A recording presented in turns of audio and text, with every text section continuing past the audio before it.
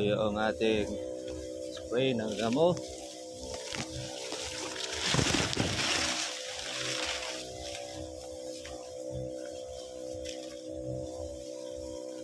Ating herbicide. Tataas na. Kaya kailangan pagka po kayo mag-i-spray, baba nyo muna po yung damo para hindi po maapektuhan ang inyong kalamansi. Lalo na yan pagka bata.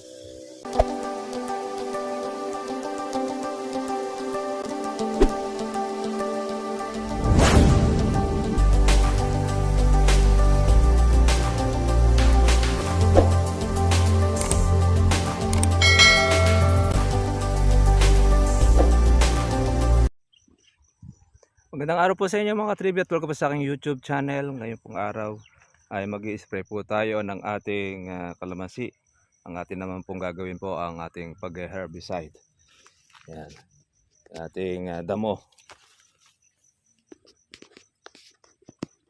Yan naman po ang ating gagawin ngayon.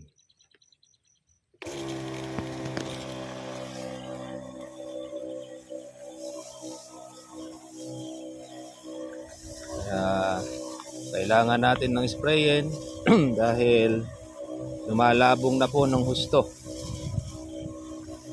itong ating mga damo. Yan ang kalaban natin pag panahon po ng tag-ulan. At least po ay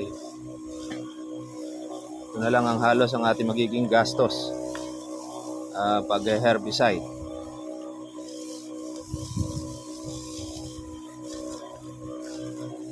Medyo matulis lang itong ating pito, bomba.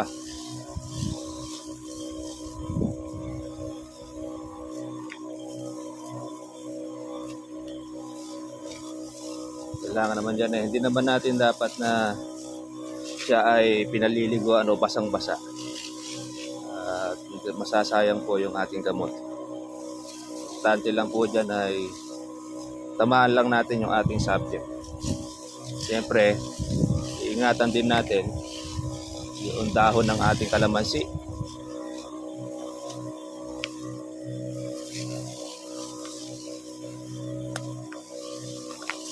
Dahil para din na po siya masaktan.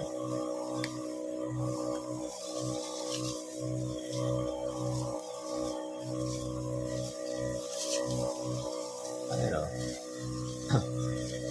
Labong na po nito.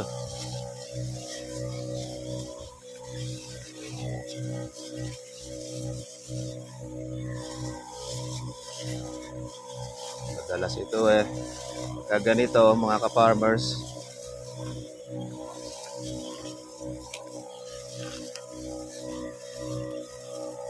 Mataas ang damo.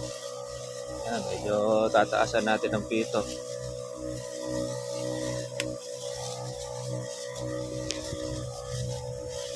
Kailangan dyan mababa ang inyong mga damo.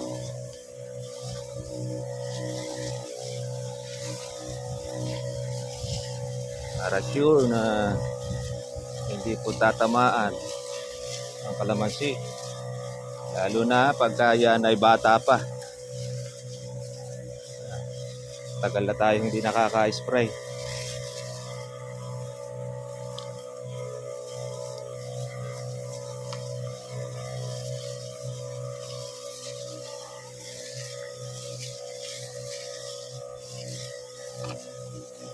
Nasa loob.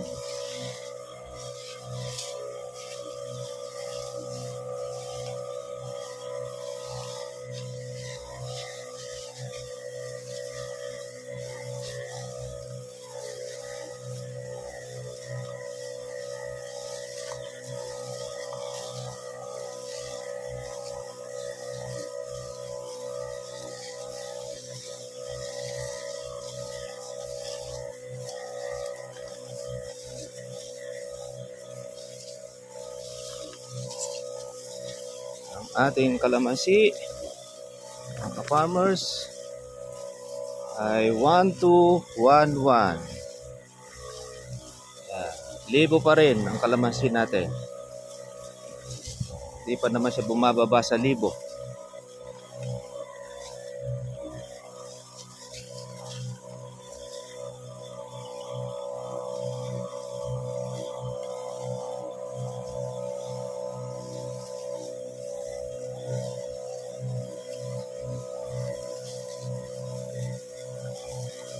Matulis po ang inyong bomba.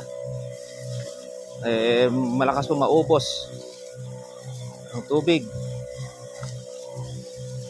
Nawala kasi yung isa natin pito, kaya ito yung ating gamit. Marami kasi itong butas.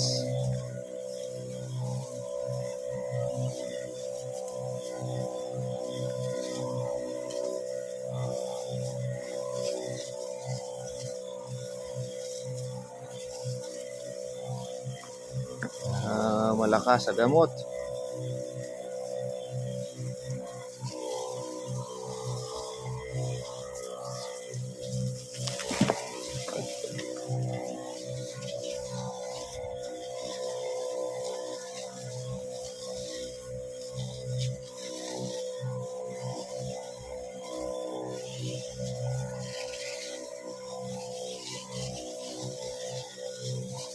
Yan ang ating maintenance, mga ka-farmers.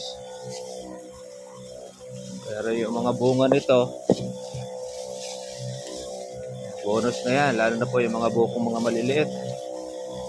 Bunga na po yan ng ulan. Kaya lang, siyempre, bunga na po yan ng panahon.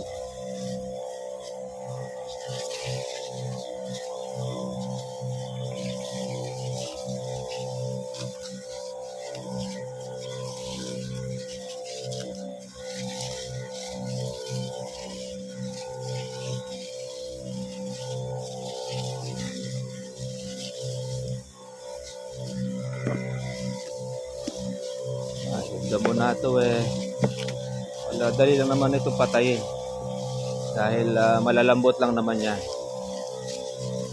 dahil mabilis tumago.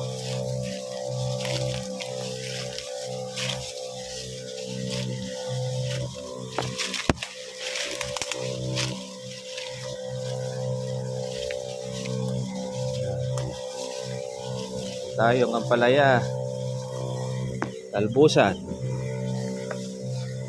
po natin siya binubunot at napapakinabangan po sa ulam. Sustansya.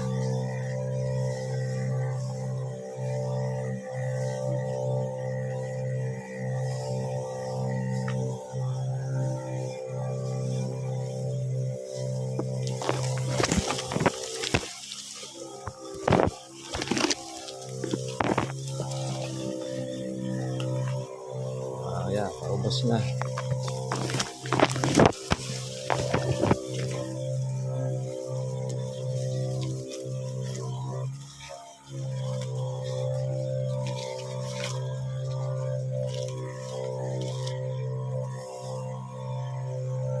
Kumanta na po yung buga.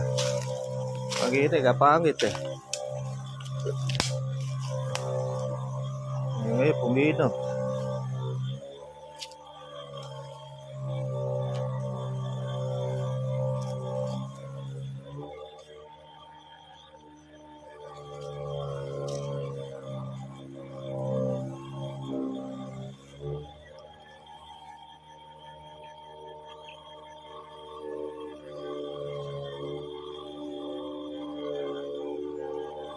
Ito yung natawag nating gatas-gatasan.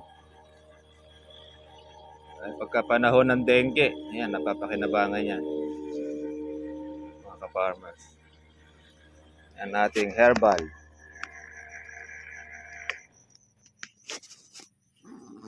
Ayan, tapos na po yung ating isang karga. Titingnan din po natin, mga ka-farmers, po yung ating ulap. Dahil hapon kasi tayo nag-spray. Pag po natuyo ito sa ating kalamansian, approve. Pero pagka hindi po natuyo, back to zero tayo. Ay minsan ang pagsasapalaran po natin sa pag-spray ng damo, dapat tingnan mo rin yung panahon. Maganda po yung araw ngayon dahil mainit. At yung mga kulimlim po ay nakapalibot pa lang naman. Kaya lang, minsan-minsan, biglaan lang din yan. Kaya matuyo. Pag natuyo naman sa dahon, ang ating spray, okay, wala pong problema. Pero pagka hindi po natuyo sa dahon, hugas ang ating spray.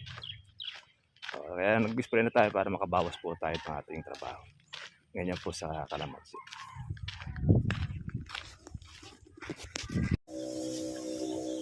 Ayan mga ka-farmers, maganda na yung sabog ng pito.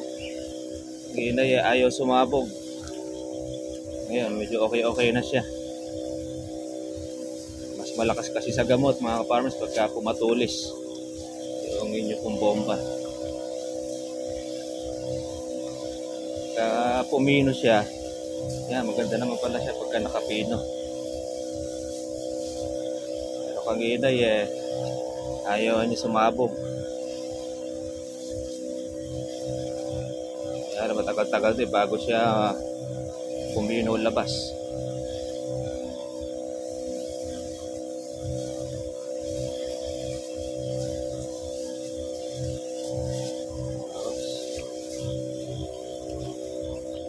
Yan po yung ating spray ng damo.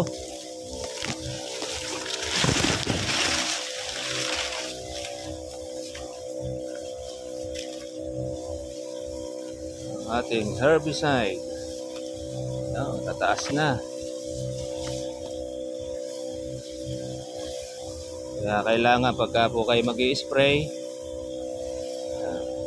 baba nyo muna po yung damo para hindi po maapektuhan ang inyong kalamansi. Lalo na yan pagka bata or yung katatanim, nako, delikado. Kaya ang hatol muna natin sa inyo, payo, ay kailangan huwag na natin pataasin yung damo. Medyo hanggang tuhod na, pwede na po ninyo siyang spray ng herbicide para hindi po kayo magsayang o mamatay ang inyong kalamansi o masaktan.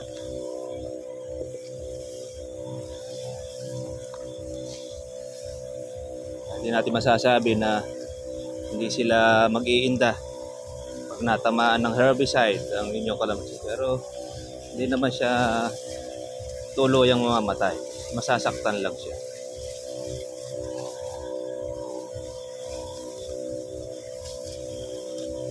Kaya rito pataas yan, kaya kailangan yan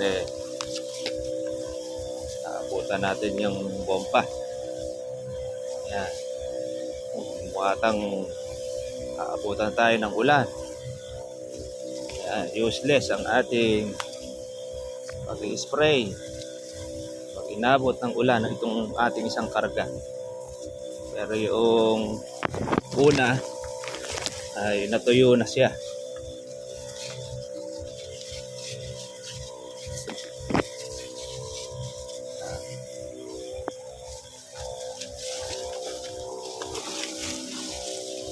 Tumutulis yung bomba.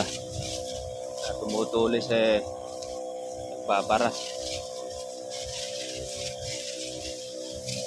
Kaya dyan lumalakas po ang paggamit ng gamot. Choice na natin matapos na.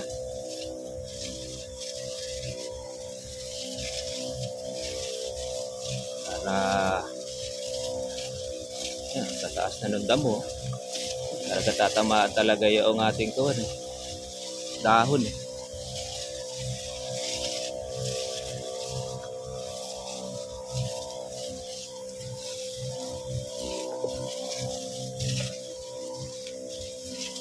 Ito naman matatanda na.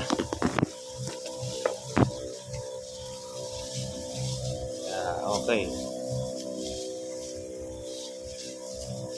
Nakabawas ang ating damuhin. Mga katribya, kailangan na natin damo-damo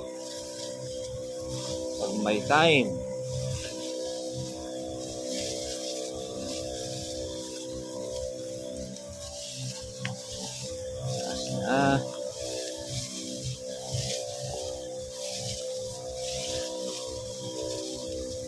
Dito naman, mayroon po siyang hindi po tatamaan.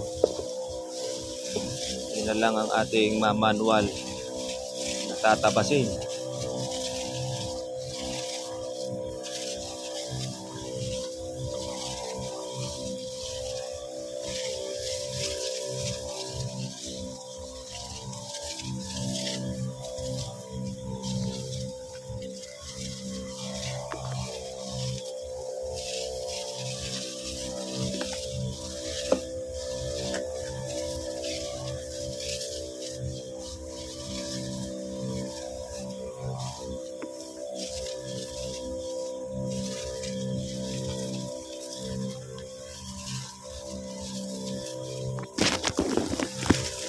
Spray, ka-farmers.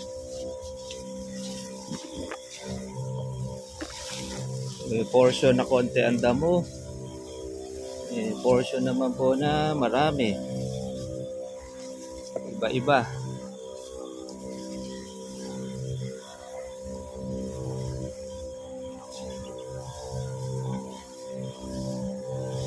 Kaya matatapos na yan. Ganda na yung buga niya.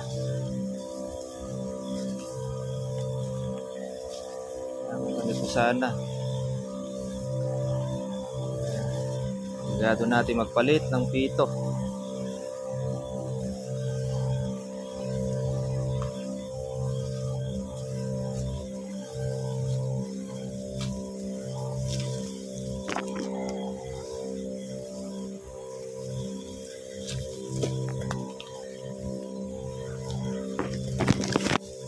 Ayun yung sumabog ang ina. Ayun, last.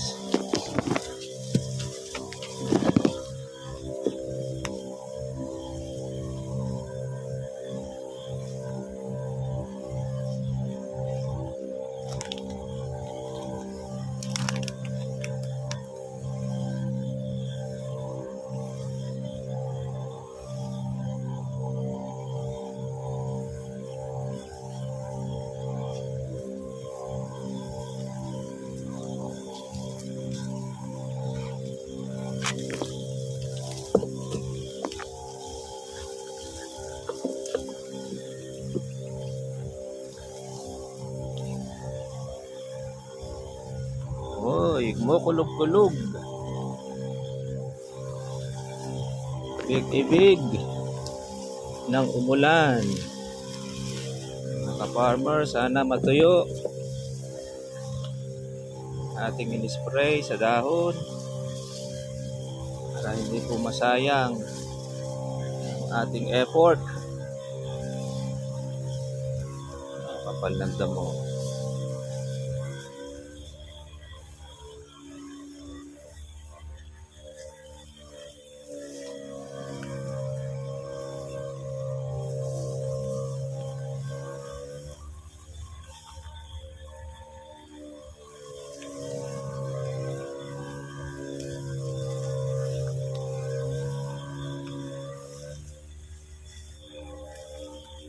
May bukong mga maliliit.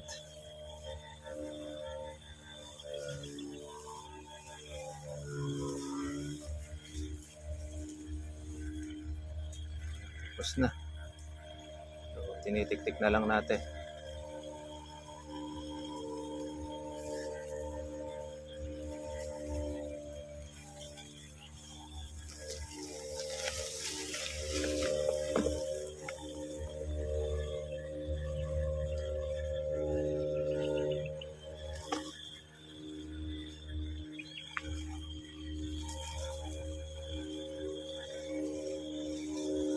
Pa yan.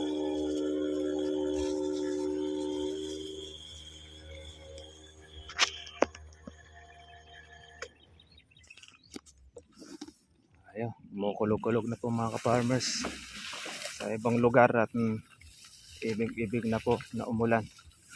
Sana naman po ay makatuyo tayo ng ating spray para hindi po masayang ang ating gamot. Okay mga ka-farmers, kita tala po tayo po bukas. Happy farming po sa ating pong lahat. God bless po sa inyo. Bye-bye. Ayan, oh, mga buko. Oh. Napakakapal. Grabe.